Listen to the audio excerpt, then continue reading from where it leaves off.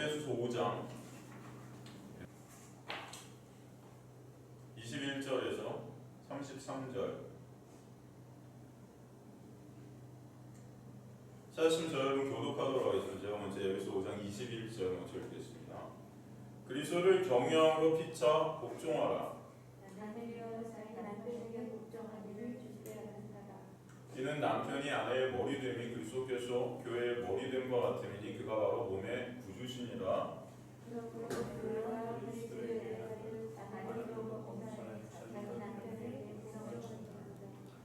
남편들아 아내 사랑하기를 그렇게 교회를 사랑하시고 그 교회를 위하여 자신을 주심같이 하라.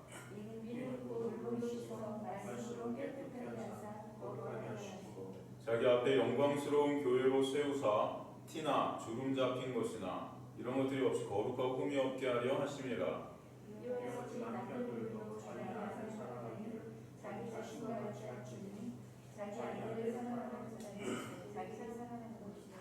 누구든지 언제나 자기 육체를 미워하지 않고 오직 양육하여 보호하기를 그리스도께서 교회에게 함과 같이 하나니. 그러므로 사람이 부모를 떠나 그의 아내와 합하여 그 둘이 한 육체가 될지니.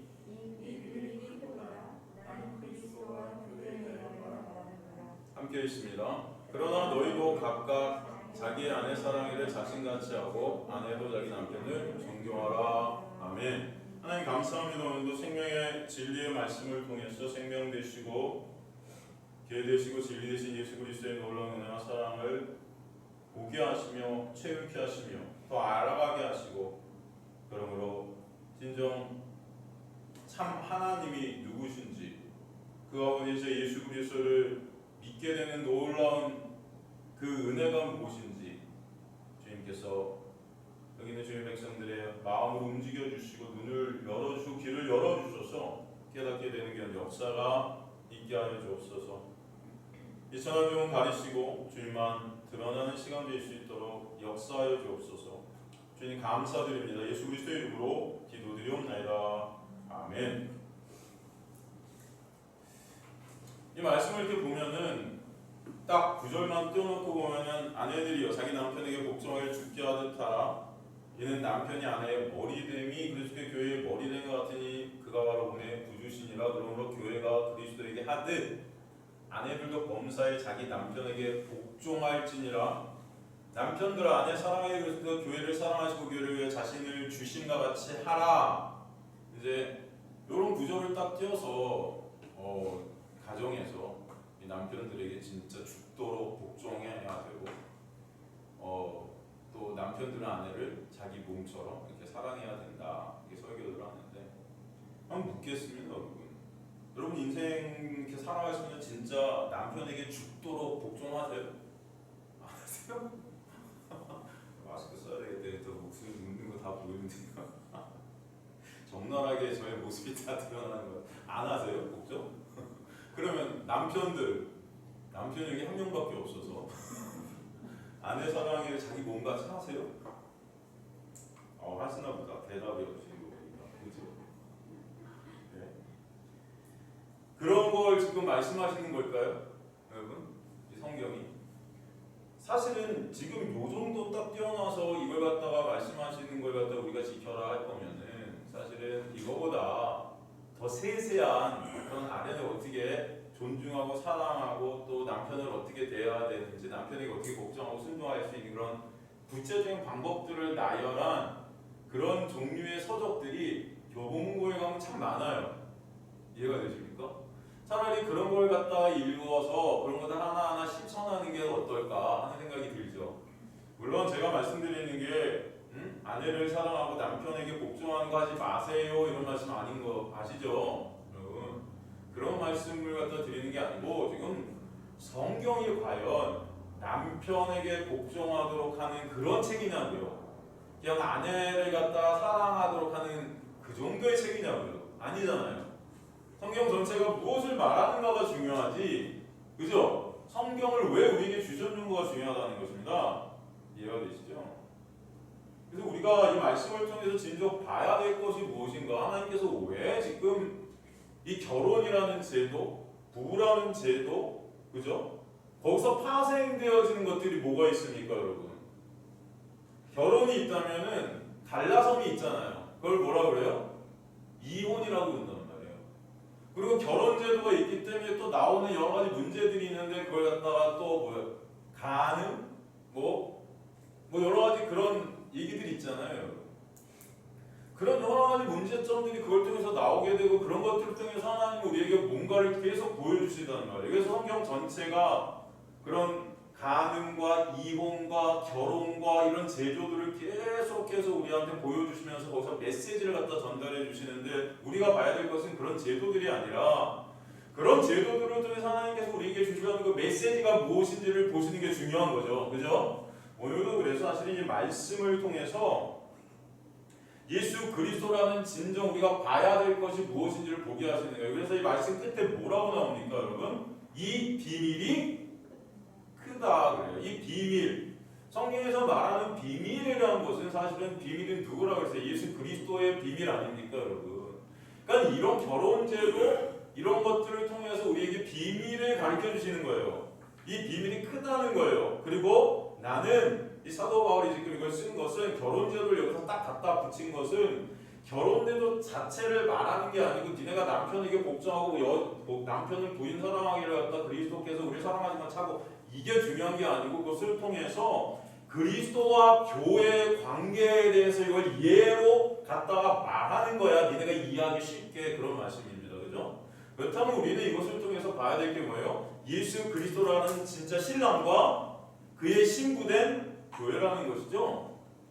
성경 전체는 그래요. 사실은 이 결혼관, 이 결혼 얘기가 창세기부터 해서 계속 흘러오고 있지 않겠습니까? 그리고 예수께서 산상수훈이나 여러 가지를 통해서 말씀하시는 그 이혼, 간음하지 말라, 우상 숭배 이런 모든 것들이 사실 이것들과 다 연관되어 갖고 우리한테 보여주는 그런 메시지라는 것입니다.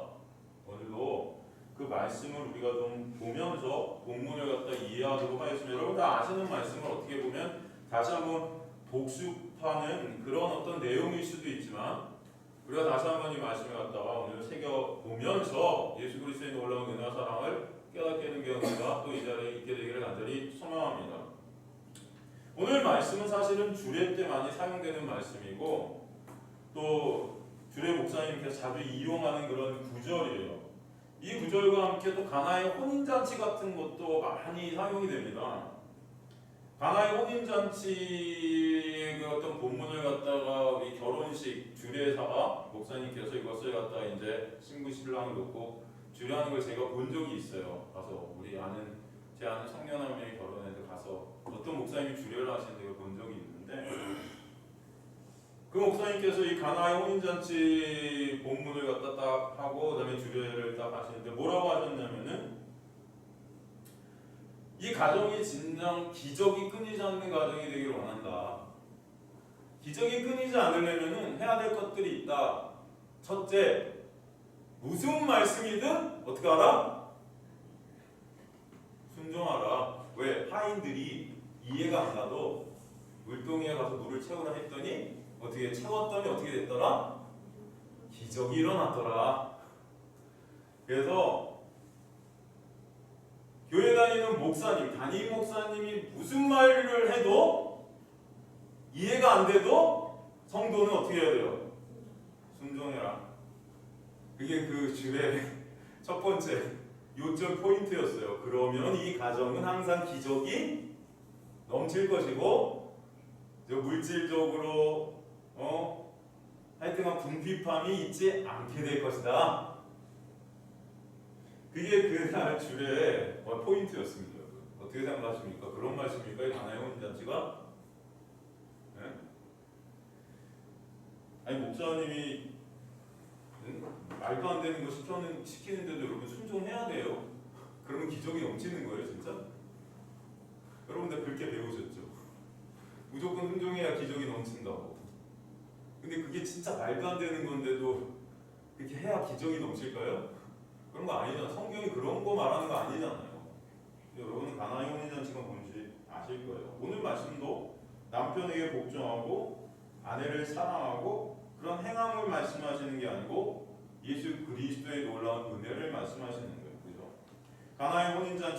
예수 그리스도의 십자가의 보혈의 공로를 통해서 이루어지게 될 그 진정한 하늘의 천국 잔치를 말씀해 주시는 거였지 않습니까? 오늘 말씀도 마찬가지예요. 그래서 우리가 결혼 얘기를 한번 볼 텐데 이 성경에 나오는 처음 혼인 이야기가 어디 나오죠, 여러분? 성경에 나오는 처음 혼인 이야기가 어디 나오죠? 네? 창세기 2장입니다. 창세기 2장 한번 가볼까요? 창세기 2장 21절에서 25절 한번 가보겠습니다. 창세기 오늘 말씀은 제가 한 2주에서 3주 정도에 나눠서 이렇게 살필 테니까 여러분 차근차근히 이렇게 하나하나 다시 한번 복습하시고 또 그걸 통해 조금이라도 더 복음의 그 놀라운 은혜를 알아가시면 좋을 것 같습니다. 여호와 하나님이 아담을 깊이 잠들게 하시니 잠들매 그가 그 갈빗대 하나를 취하고 살로 대신 채우시고 여호와 하나님이 아담에게서 취하신 그 갈빗대로 여자를 만드시기를 아담에게로 이끌어 오시니 아담이 이르되 이는 내 뼈 중에 뼈요 살 중에 살이라 이것을 남자에게서 취하였은즉 여자라 부르리라 하리라. 이러므로 남자가 부모를 떠나 그의 아내와 합하여 둘이 한 몸을 이룰지로다. 아담과 그의 아내 두 사람이 벌거벗었으나 부끄러워하지 아니하니라. 그래서 보면 24절 말씀, 특히 24절 말씀이 우리 보통 결혼식 때 목사님이 맨 마지막 선언할 때 쓰는 그런 말씀 아닙니까, 여러분? 이러므로 남자가 부모를 떠나 그의 아내와 합하여 둘이 한 몸을 이룰지니라. 그래서 이 한 몸 사상, 이 연합이라는 게 이 복음 전체에 흐르고 있잖아요. 자, 여러분 21절부터 이렇게 보면은 여러분 다 이 말씀의 내용을 알 거예요. 하나님께서 지금 아담을 잠들게 하셨다. 이 잠이 의미하는 게 뭐예요? 히브리어의 이 잠이라는 것은 아센이라 하는데 이 잠이 우리한테 주는 그 의미가 뭐죠? 예? 죽음이죠. 죽음. 그래서 우리 잠들었다라는 어떤 예수의 표현, 나사로가 잠들었다. 또 예수께서 부활하실 때 잠자는 자들의 첫 열매가 되게 하신다. 그런 모든 잠에 대한 어떤 것들을 죽음을 갖다가 우리한테 시사하죠. 말씀하죠. 여기서 이 아담을 갖다가 잠재우셨다는 것. 이 아담 사실은 누굴 예표하고 있죠? 로마서 5장 14절에 보면 아담은 오실자의 모형이다 그랬어요. 누구의 모형이다? 오실자. 오실자는 누구예요?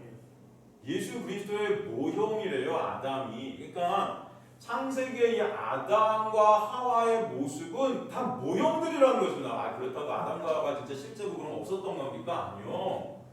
이게 실제 팩트인데 하나님은 이 팩트라는 것을 통해서 우리한테 메시지를 계속 보여주셨다는 것이죠. 이해가 되시죠? 이게 다 상상이고 가짜고 환상이야 뭐 이런 게 아닙니다, 여러분. 그건 자유주의 신학자들이 말하는 거죠. 이건 그냥 상징적인 하나의 언어야. 아니요. 팩트였는데 이 팩트, 여러분의 인생 가운데 일어나는 모든 팩트들 있잖아요.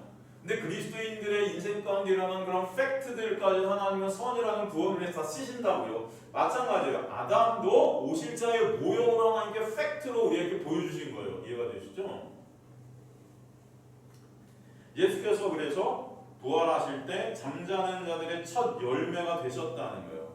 그죠? 이 아담의 잠을 통해 생기게 된 것이 뭐예요? 아담을 잠재우셔서 발생된 결과물이 뭡니까? 여자예요. 그죠? 여자를 갖다가 하와라고 그러잖아요. 신부라고 하죠. 신부. 이 신부가 즉 뭐예요? 하와가 뭘 의미합니까? 교회를 의미하죠. 교회. 여자라는 단어 이샤는 남자에게로부터 나온 자라는 뜻이에요. 여자라는 단어 히브리어 이샤는 남자로부터 나온 자예요. 그렇게 생긴 여자에게 아담은 뭐라고 말을 하죠? 예?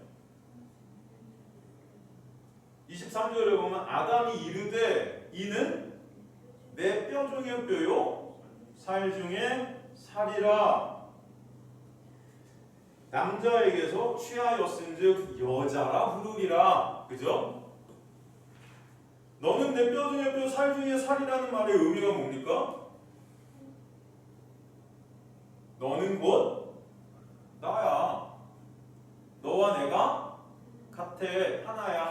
신부냐?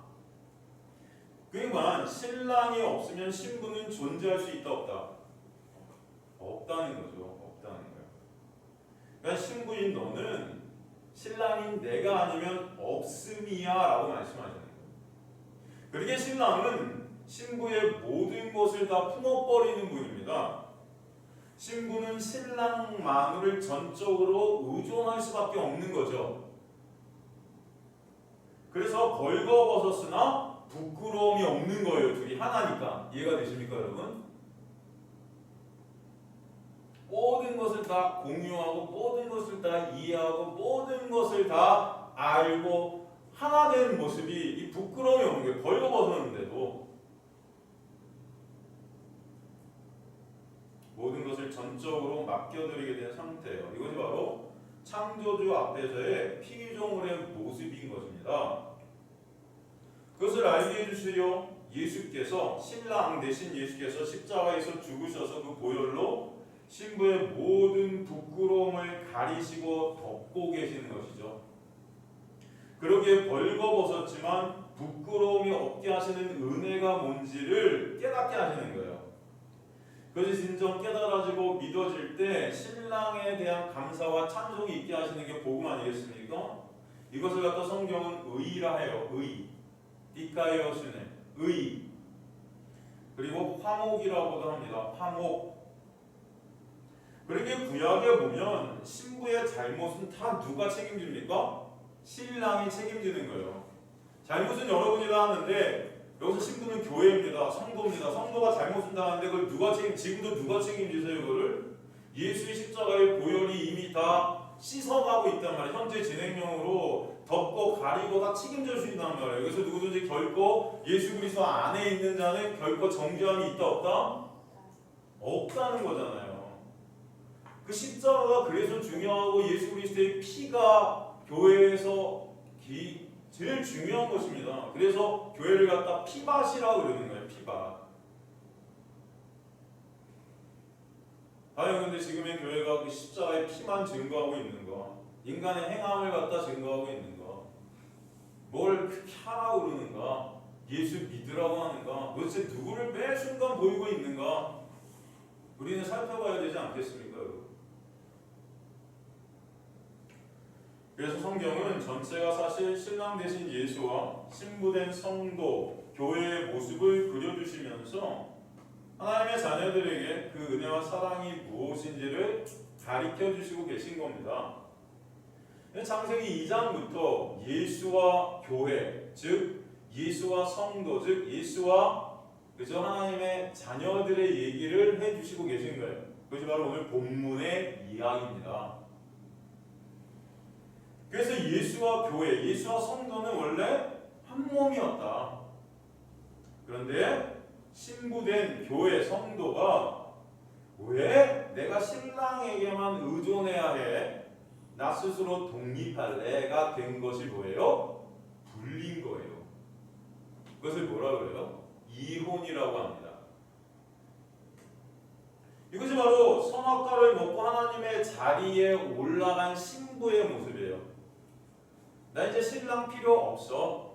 내 스스로 혼자 잘 먹고 잘 살 수 있거든. 이해가 되세요? 내 스스로가 신랑의 자리에 앉아버려서 스스로의 삶을 신부인 내가 개척해 보겠다는 거죠. 신랑과 같이 능력 있는 자가 되겠다는 것입니다. 힘 있는 자가 되겠다는 걸. 이걸 갖다 다른 말로 이혼이라고 해요. 지금의 현상들을 보면서도 우리는 이 복음을 갖다 볼 수 있는 거죠. 여러분, 지금 이혼율이 높잖아요. 그죠? 안 높습니까? 높죠. 왜 지금 이혼율이 옛날보다 높을까요?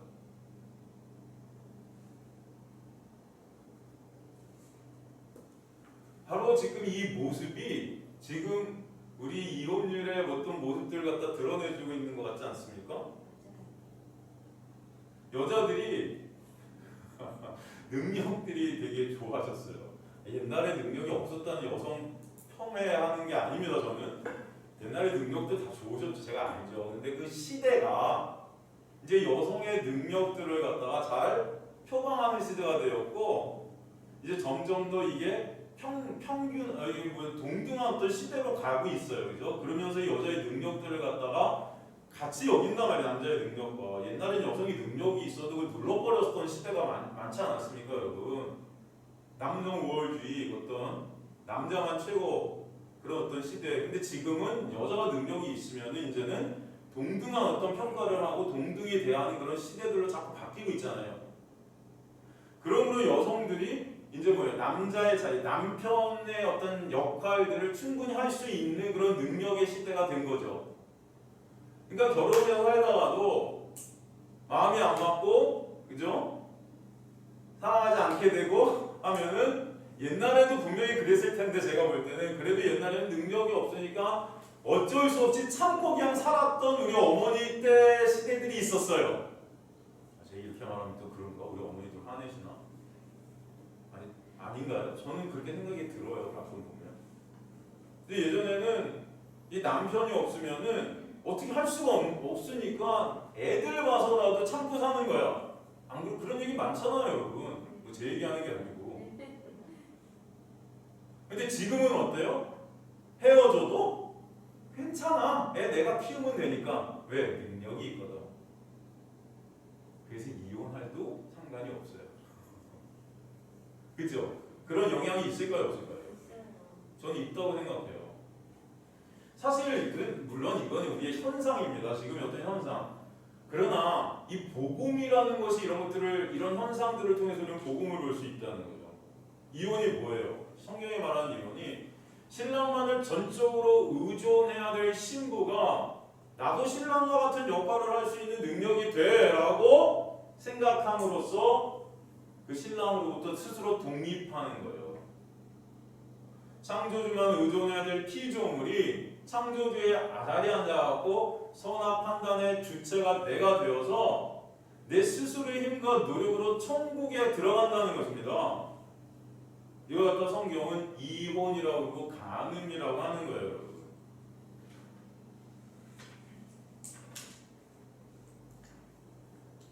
우리가 계속 에베소서를 통해서도 간음, 우상 숭배 이런 단어들을 우리가 살피고 있지만 이런 단어들이 말씀하고 있는 것이 다 우리가 생각하는 그런 어떤 성적인 윤리 도덕적인 그런 단어들이 아니라는 것을 아셔야 돼요. 그런 건 성경 아니어도 이미 세상은 도덕 윤리라는 잣대로 그런 것들을 다 평가하고 있지 않습니까? 성경은 도덕 윤리적인 잣대 수준에서 우리에게 이런 것들을 얘기하는 게 아닌 책이에요.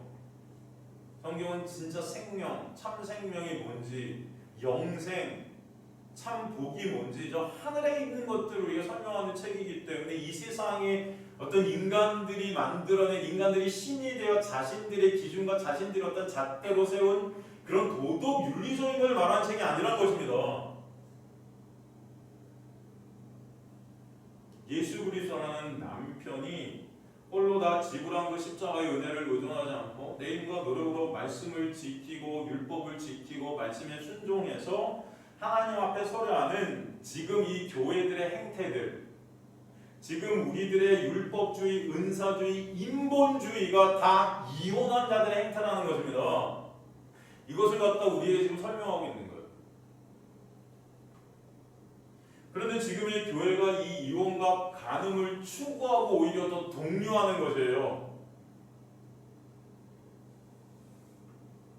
겉으로는 이혼하지 마. 겉으로는 하나님께 순종해야지. 하나님이 이혼하지 말라고 그랬으니까 간음하지 말고 이혼하지 마. 그 말씀 지켜 하면서 그 지켜야 하는 그것으로 의삼는 그 자체가 뭐예요? 이혼이고 이미 간음의 자리에 있다는 것입니다. 그러게 주님은 요한복음 15장에서 뭐라고 하세요? 15장 4절에서 6절 보면 요한복음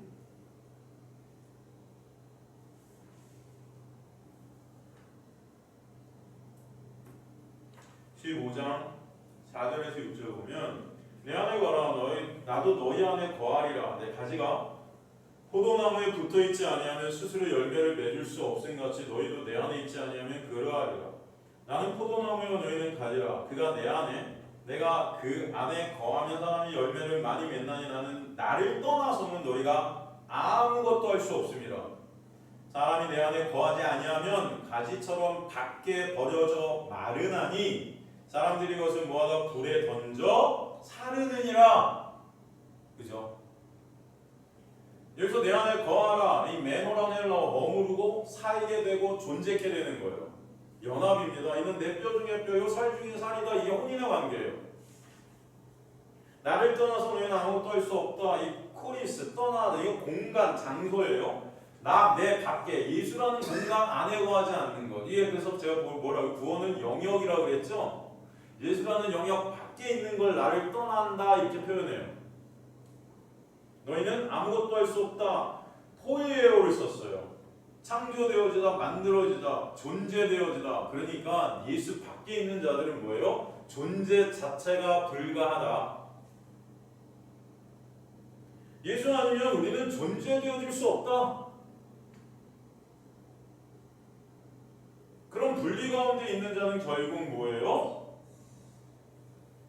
다 나중에 불타 없어지게 된다 말씀하시는 거예요. 이미 존재 자체가 없는 거예요. 이것이 이혼이고 간음이라는 것입니다. 이것을 이 죄에 갇힌 율법 아래서 처절하게 채울게 되는 것이 솔직히 하나님의 은혜예요.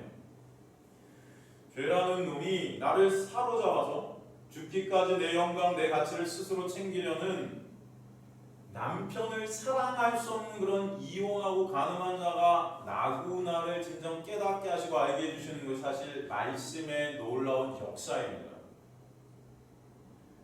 그런 나는 정말 우리 호세아에서 나오는 창녀 고멜같이 다름없는 자. 창녀 고멜이 바로 나구나. 남편을 떠나서 평생 바람만 피며 간음하고 음행하고 이혼한 여자 같은 삶을 산 고멜이 정말 나구나. 이게 깨닫게 되는 것이 하나님의 놀라운 은혜라는 것입니다. 그런데 그런 나를 신랑 되신 예수는 끝까지 어떻게 해요? 추적해 오셔서 신부로 만들어 주시는 거예요. 거기서 우리가 배우게 되는 것이 바로 신랑 되신 예수 그리스도의 놀라운 은혜라는 것이에요. 그걸 호세아가 표현하고 있지 않습니까? 그래서 호세아가 보리 한 호멜 반과 은 15냥 뭐예요? 은 30냥을 그랬죠. 끝까지 추적해서 이 고멜을 사는 거죠. 바로 그 은 30의 십자가에 팔리신 분이 누구세요? 예수 그리스도세요. 그래서 예수 그리스도가 십자가의 은 30냥에 팔리셔서 그것으로 인해 우리가 죄 가운데 죽어야 되는데 죄로 팔려 죽어야 되는데 예수께서 우리를 사신 거 아닙니까? 바로 호세아가 보리 한 호멜방과 은 15냥을 주고 고멜을 다시 사는 것을 십자가를 통해서 보여주신 거예요.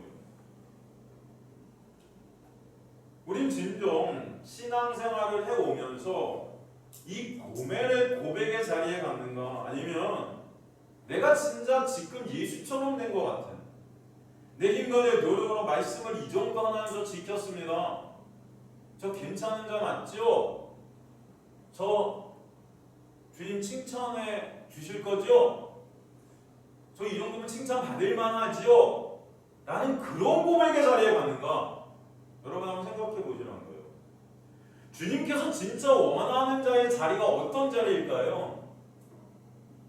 내 힘과 내 스스로, 내 의지로, 내 노력으로 하나님의 말씀을 지켜서 예수처럼 된 그런 나? 주님이 그런 저를 칭찬해 주세요라는 그런 고백이 터져나오는 그런 나의 모습을 하나님이 원하시는 걸까요? 아니면 정말 나는 창녀 고멜입니다 주님. 저는 끝까지 이혼한 자로 간음한 자로 평생 남편을 떠나 이렇게 살아가는데 그런 남편 대신 예수 그리스도의 놀라운 은혜는 저를 끝까지 추적하셔서 저는 저 지옥으로 팔려야 되는데 팔려봐야 맞는 것인데 그냥 죽어버려야 맞는 자인데 그런 저를 다시 사주셔서 신부로 만들어주시니 감사합니다 라는 그런 제가 창녀 고멜 맞습니다의 그런 고백이 나오는 게 주님께서 원하시는 자리일까요? 여러분 신이 된 인간은 내 가치가 추락되는 것이 죽기보다도 싫은 자들입니다. 내 가치 추락. 근데 하나님의 은혜가 임할 때 우리를 이 고멜의 자리로 가게 해주시는 거예요, 여러분. 저는 우리 성도들의 고백이 나오길 간절히 소망합니다. 진짜. 그래서 오직 예수의 그 놀라운 사랑과 은혜만 남게 하시고 찬송하게 하시는 거예요. 왜요? 성경은 분명히 우리한테 말씀하십니다. 우리를 만든 목적이 무엇이냐? 바로 예수 그리스도를 위해 만드셨다 그래요. 여러분 자신들을 위해서 성경이 주어진 게 아니에요. 하나님이 여러분을 위해서 있는 게 아니고 우리를 만드신 목적이 누구를 위해서다? 예수 그리스도를 위해서, 하나님의 영광을 위해서, 찬송받게 하시기 위해서. 우리가 진정 우리 안에서 예수 그리스도를 찬송케 되는 것은 진정 그 은혜와 사랑을 깨달을 때만 가능해요. 그 은혜와 사랑을 깨닫게 되는 자리가 바로 내가 고멜과 같은 창녀입니다라는 고백이 처절하게 터져나오는 자리임을 저는 믿습니다. 거기서 끝이 아닌 거죠. 그런 저를 다시 신보되게 하신 예수의 놀라운 은혜로 감사합니다까지 가는 거죠. 이해가 되시죠? 그래서 주님은 이 인생 역사를 통해 우리는 그 예수의 영광을 드러내는 도구들이 되어 그분의 은혜만 찬송받으시는 자리로 가는 것이지, 우리 자신들이 신부다워지는, 스스로가 신부다워지는 예수같이 되는 그런 것을 원하는 게 아니에요. 하나님. 항상 제가 여러분과 말씀을 나눌 때 몇 번 말씀을 드렸지만 성도가 내놓을 수 있는 유일한 옳은 행실이 뭐라고 그랬습니까? 성도가 내놓을 수 있는 유일한 옳은 행실이 하나가 있다 그랬잖아요. 그죠? 그게 뭐라고 그랬죠? 생각나시죠? 성도가 내놓을 수 있는 유일한 옳은 행실이 뭐다?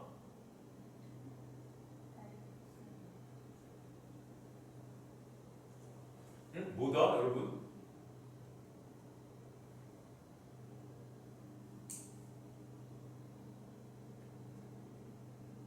다 아시는데 대답을 안 하시는 건지 모르셔서 대답을 안 하시는 건지. 괜찮습니다. 모르시면 다시 하시면 되고, 그죠? 마음대로 편하게 대답하셔도 돼요. 뭐다?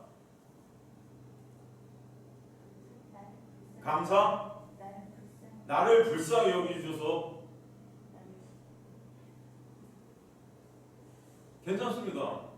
우리 조윤신 권사님 오늘 만약에 이 답을 아시면 아마 안 잊어버리실 거예요. 다 맞는 말씀 하시는 거예요. 또 옳은 행실, 성도가 내놓을 수 있는 옳은 행실.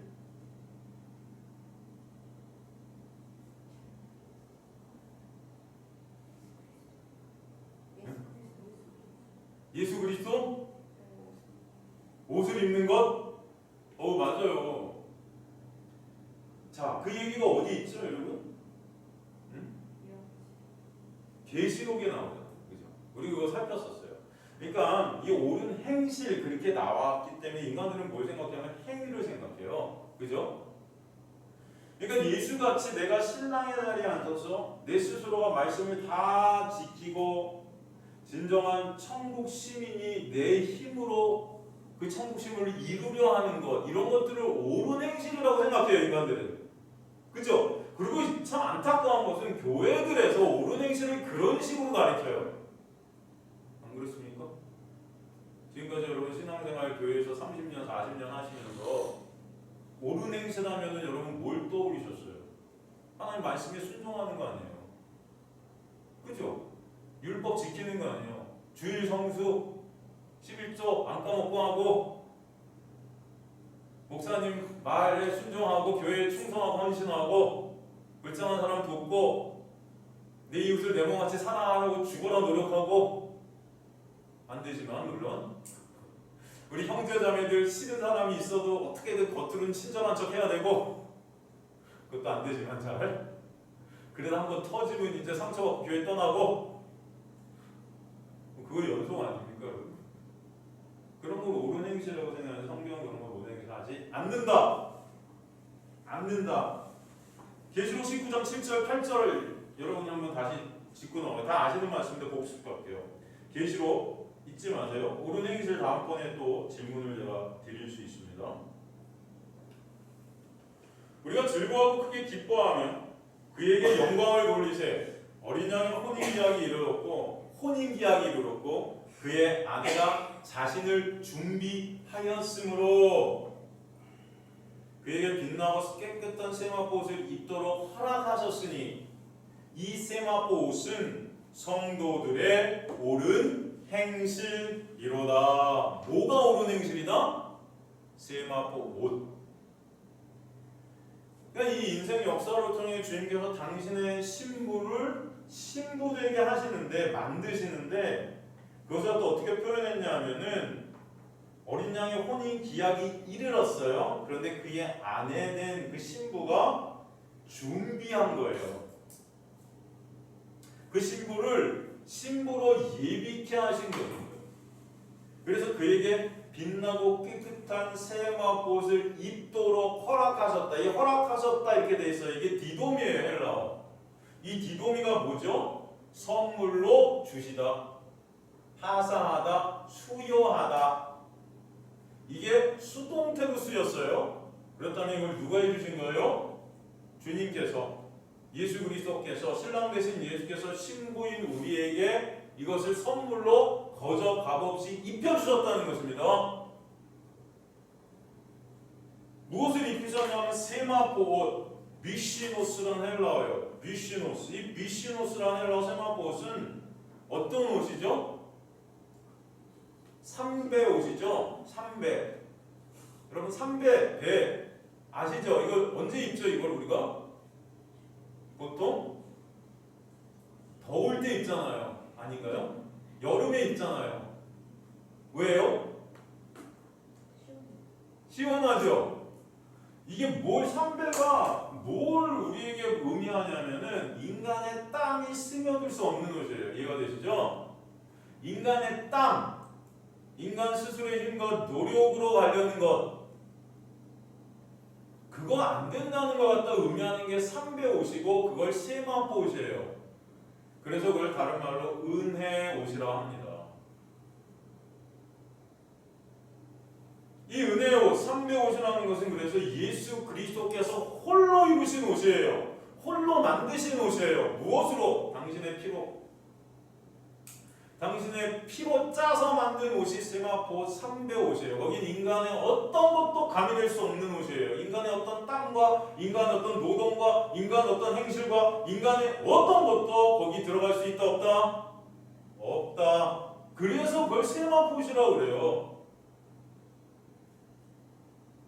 그 예수께서 홀로 만드신 옷을 우리에게 입혀주신 거예요. 그것만이 옳은 행실이다.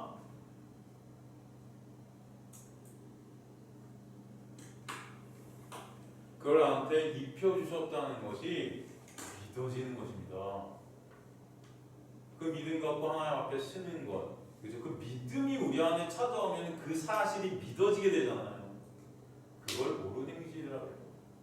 그게 입혀진 자들에게서 나오는 고백이에요. 선악과목은 인간을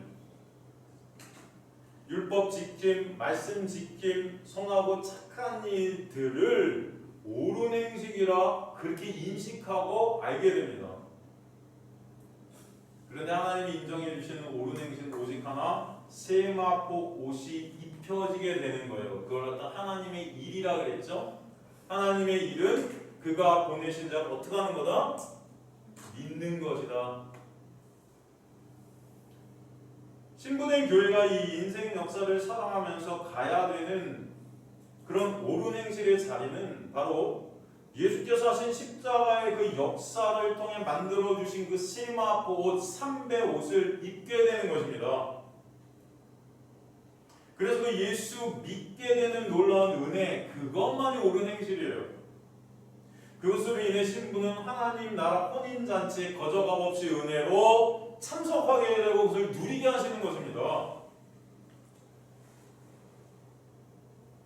하나님께서 우리를 이 율법의 세상으로 넘겨버리신 것은 바로 이 율법 아래서 하나님의 은혜가 아니면 하나님과 이혼되어지고 간음할 수밖에 없는 그런 먼지 같은 존재, 불살라져 버릴 수밖에 없는 그런 땔감 같은 존재가 나구나를 알게 하시고 그런 우리를 신랑 되신 예수의 놀라운 그 세마포 옷으로 입혀주셔서 신부로 삼아주심을 통해 그 예수 그리스도께서의 행하신 그 놀라운 은혜와 사랑을 그 신부들이 깨닫게 되고 알게 되는 게 목표인 것이에요.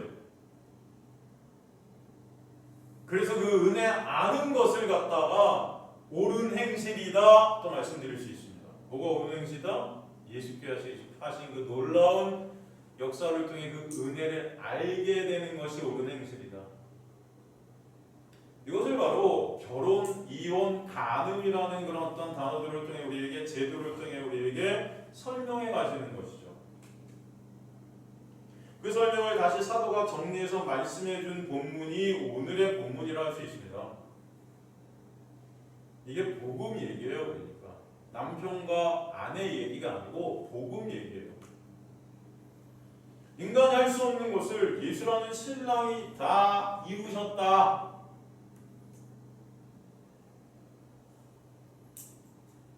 그래서 오늘 본문에 보면은 그 복음의 어떤 정의들이 나오고 있지 않습니까? 예를 들어서 26절 이는 곧 물로 씻어 말씀으로 깨끗하게 하사 거룩하게 하시고 이게 뭐예요?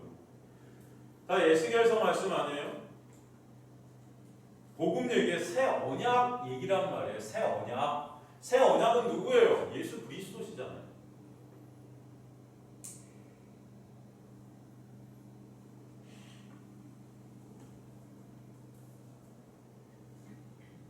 지금 사도 바울이 아내와 남편 이야기를 막 꺼내서 하더니 내가 지금 아내 남편 이야기를 왜 한 줄 알아? 그것은 아내와 남편이라는 그런 정의를 내리는 것이 아니라 바로 예수와 교회를 쉽게 좀 설명하고자 하는 거야 라고 말하는 거예요. 그래서 그 비밀이 크도다. 예수 그리스도로 인해 신부되는 복음의 비밀, 그것을 갖다가 남편과 아내 그 결혼 이야기를 통해서 설명하겠다라고 말씀하십니다. 그래서 율법의 세상 가운데 이런 결혼제도 그리고 이혼, 간음 등 이런 관계들을 통해 결국 예수 그리스도의 놀라운 은혜를 보게 하시고 알게 하시는 것이 진정 하나님의 놀라운 은혜가 임한 자들에게 있게 되는 하나님의 놀라운 역사라는 것을 아시기 간절히 바랍니다. 그것이 영생이고 진정한 신랑과의 화목이고 신랑과의 연합이에요. 그래서 제가 옛날에 이 이혼 얘기하면서 우리는 다 이혼한 자들이라 그랬잖아요. 그죠? 여러분은 다 이혼한 자들이고 다 가늠한 자들이고 우리가 바라봐야 될 신랑 대신 예수 그리스도만을 바라보지 못하고 이 세상 것들을 바라보고 이 세상 물질, 권력, 명예, 내가 신랑의 자리에 앉아 그 영광을 내가 차지하려 하는 다 가늠한 자들이고 다 이혼한 자들이다. 그것이 인정 깨달아져서 주님의 은혜가 아니면 안 되는 나를 바라보게 되는 것이 놀라운 은혜임을 아시기가 될 소망. 이혼과 간음에 대해서 우리가 조금 더 우리 주일 설교 때 말씀을 나눴지만 다시 복습함으로 다시 한번 정리를 하면은 다시 한번 말하지만 주님께서 우리에게 말씀을 주신 이유가 무엇이냐면은 이혼할 수밖에 없고 간음할 수밖에 없는 죄로 스스로 이혼의 자리, 간음의 자리에 가게 된 인간을 찾아오셔서 다시 하나님의 거룩한 신부로 회복시켜 주시는 그 놀라운 은혜를 보게 하시고 알게 하시고 그러므로 그 하나님을 찬송케 하시는 게 목표라고 그랬어요. 그러므로 말씀으로 하나님의 놀라운 그 지혜, 그 은혜인 예수 그리스도를 보는 자들이 되는 것이 예수가 신랑으로 회복이 되는 신부들의 인생 가운데 나타나게 되는 은혜입니다. 그 은혜의 본체 되신 예수 안으로 화목해 된 자들, 하나 된 자들, 그 자들이 신랑에게 순종케 된 신부들임을 우리에게 보여주시는 거예요. 그럼 반대로 이혼이라는 건 뭐예요? 간음의 자리에 앉아있는 자들은 말씀을 어떻게 볼까요? 말씀을 이혼의 자리에 앉아있고 간음의 자리에 앉아있는 자들은 말씀을 어떻게 보느냐? 말씀을 율법으로 도덕, 윤리적 행함으로 보게 됩니다. 반드시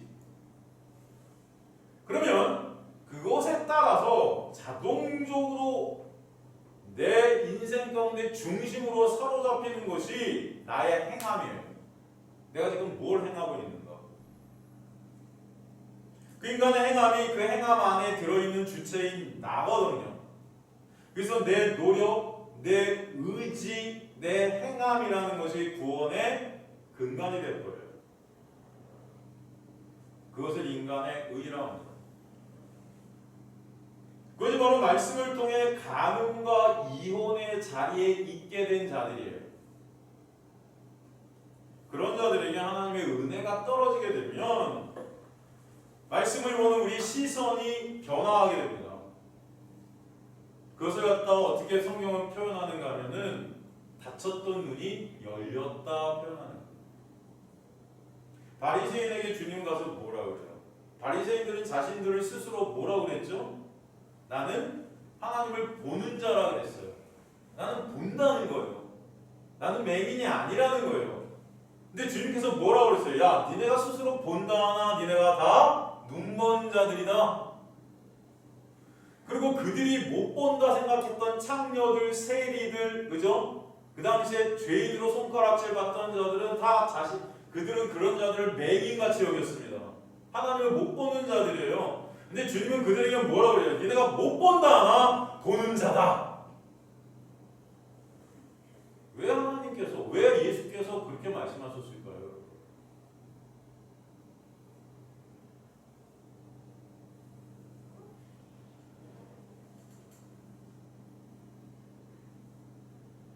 주님을 본다 하나 눈먼 자들이었던 다 바리새인들이 죄로 내가 신이 된 이혼한 자들인 거예요.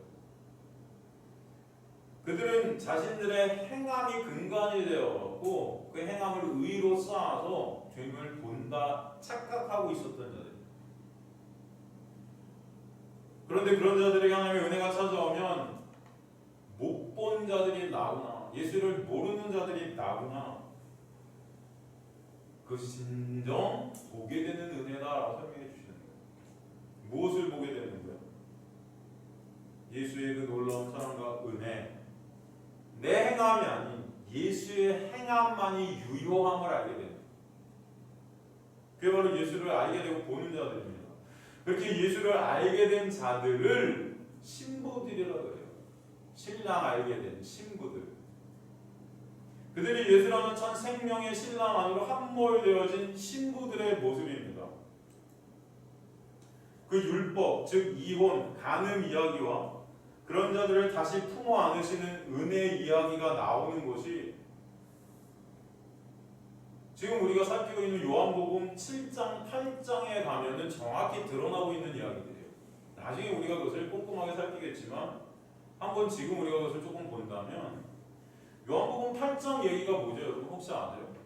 요한복음 8장 얘기가 뭐냐면은 그 유명한 간음한 여인 이야기입니다. 그죠? 우리가 많이 간음한 얘기를 많이 살펴서 다 여러분 내용을 아실 거예요. 나눌 때마다 우리 여전히 내가 얼마나 간음과 이혼의 자리에 있는지 느낄 수 있는 이야기가 아니겠습니까?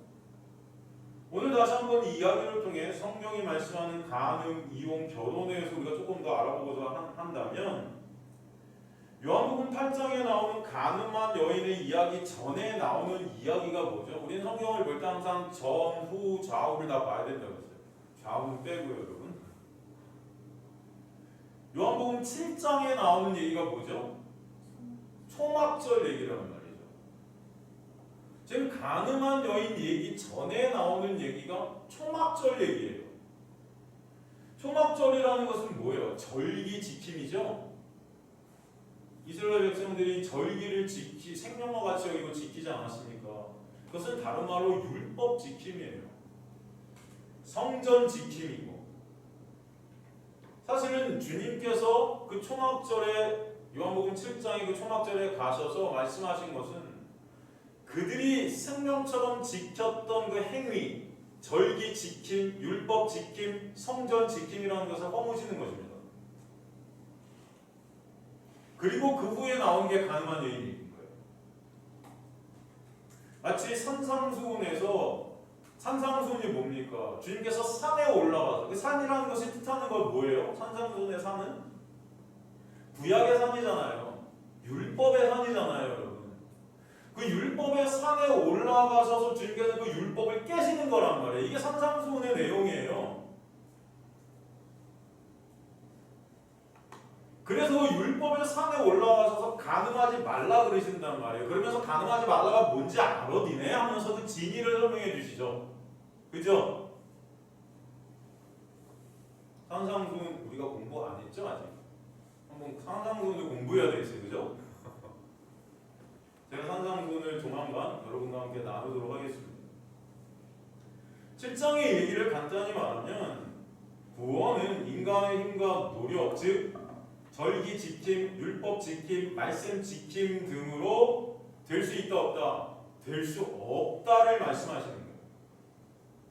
그들이 그 초막절 가운데 그 초막절을 절기를 지키면서 행했던 것이 뭐예요? 실로암 물가에 가갖고 물을 계속 길어다가 큰 줄을 서갖고 물이 끊어지지 않게 8일 동안 7일 동안 거기 성전 중앙에 제단에 붓는 그런 행위들을 갖다가 했었어요. 그리고 그 성전 마당 뜰에 어마어마한 큰 기둥 6m에서 7m 정도 되는 기둥을 세워서 거기에 횃불을 밝혀서 예루살렘 전체를 그 빛으로 밝히는 일을 했어요.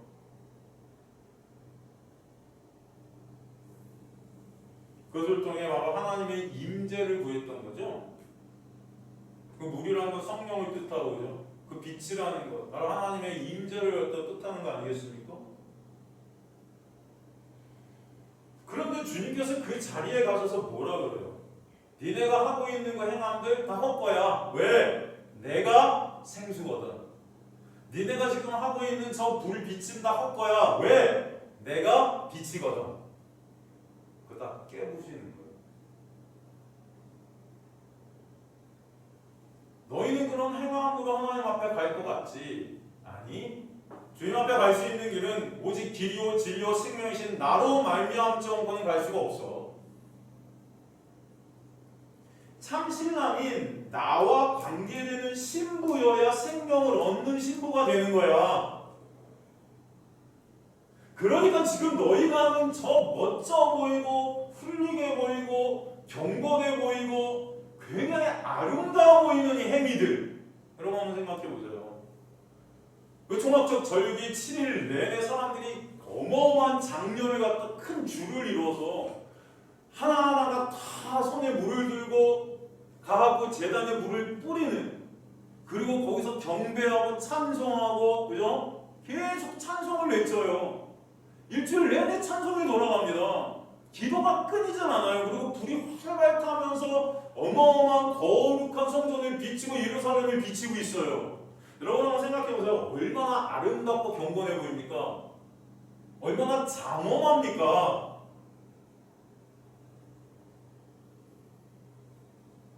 인간들은 그런 모습을 보면서 야 진짜 하나님 여기 계시는구나 생각했을 거예요. 그런 모습들을 보면서 아 하나님 여기 임재하시겠구나.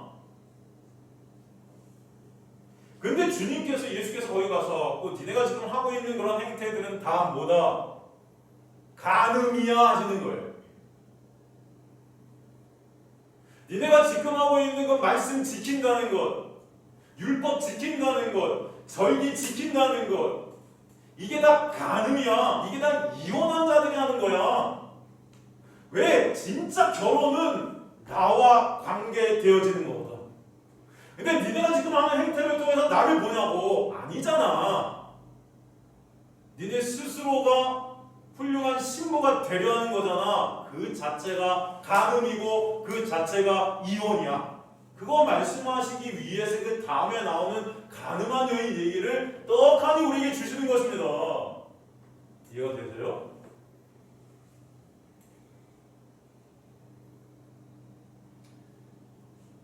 재밌는 것은 7장 마지막에 가서 뭐라고 하세요? 7장 53절 가고 요한복음 7장 53절.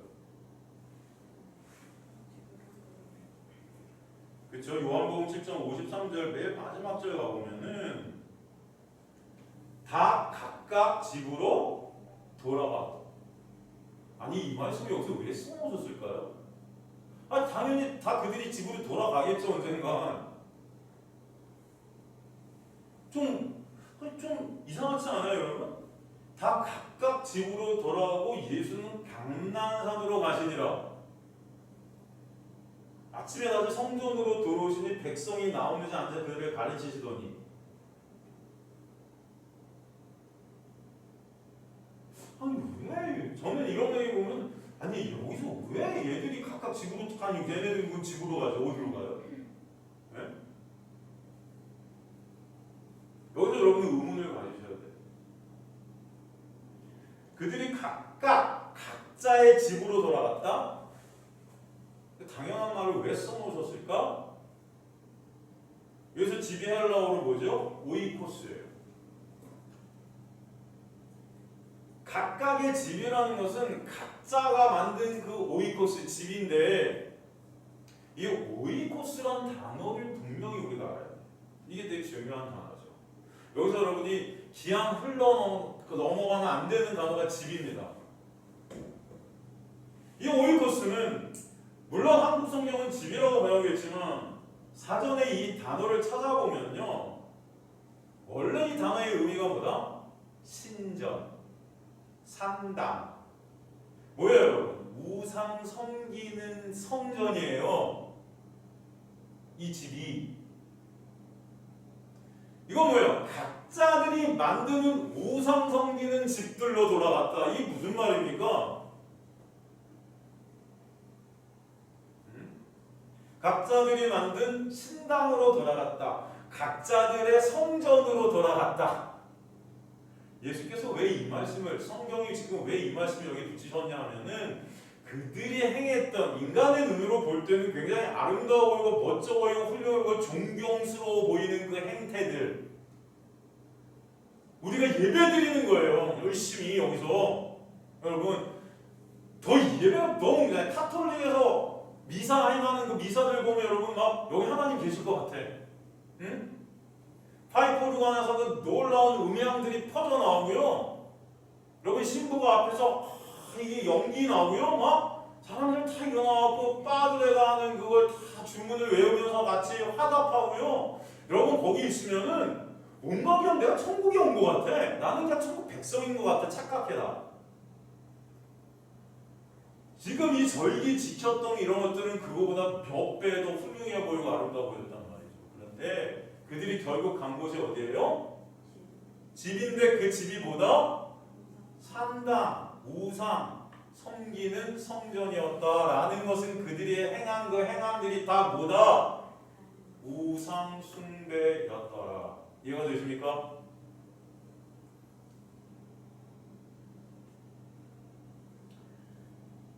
결국 그들이 하나님과 자기들은 결혼한 하나님의 신복이라고 자처하면서 행했던 그 열심과 노력, 그 종교적 행위들이 다 나를 챙기는, 내 가치를 올리는, 나의 의의를 드러내는 그런 우상 숭배였다. 그것이 다 이혼한 자들의 행위고 간음이다. 그 가늠한 자들, 이혼한 자들의 모습이 이런 모습이야 라고 주님은 지금 일갈하시는 것입니다. 여러분 그게 지금의 교회의 모습이라는 거예요. 말씀 지켜, 말씀에 순종해, 예배 열심히 예배들을 아름답게 만들자, 예배를 통해 하나님의 임재를 꿈꾸자, 막 그렇게 난리난 이들을 친단 말이에요. 그래서 어떻게 하면 예배를 갖다 훌륭하게 할 것인가 밴드 들여오고, 그죠? 거기에 어마어마한 돈들을 써가면서 사람들을 갖다 모읍니다. 이 예배를 하나님 받아주세요. 이 예배가 얼마나 훌륭한 예배가 될 것인가에 모든 것을 초점을 걸라. 이런 책들이 얼마나 많은지 몰라요. 예배가 곧 성공이다. 그렇게 하나님의 말씀 지키고 예배 훌륭하게 드리고 충성 헌신 봉사하고 말씀에 순종하고 교회 충성 헌신한 자들이 천국 간다. 그게 우상 숭배더라.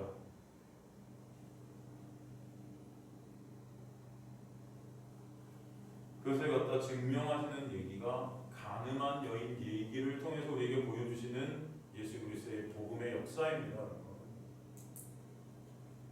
우리가 진정 바라야 될 것은 예수 그리스도신데 인간들은 다 여기 붙잡혀 있는 거예요. 이혼한 거죠. 다 가늠하고 있는 거죠. 진정 가늠이 뭔지를 아시라고요. 진정 이혼이 뭔지를 아시라고요. 여러분. 주님께서 우리가 생각하는 가늠 이혼은 성경이 말하는 거와 완전히 달라요. 여러분이 하나의 백성들이라면 진정 하나님께서 말씀하시는 정의들이 무엇인지를 아시는 분들 되시기 간절히 소망합니다. 그렇지 않겠습니까? 그래서 그 가늠한 여인 얘기를 통해서 구원의 은혜가 무엇인지를 다시 한번 우리에게 설명해 주시는 것이 요한복음 8장의 얘기인데, 시간 관계상 오늘은 여기까지 하고 너무 길어질 것 같아서 다음 시간에 이어서 이 얘기를 짚고 넘어가면서 더 구체적으로 여러분과 이혼과 간음에 대해 설명해 드리도록 하겠습니다. 다음 시간도 여러분 꼭 잊지 마시고 오셔서 은혜를 받으시는 시간 되시기를 주님의 이름으로 간절히 축원합니다.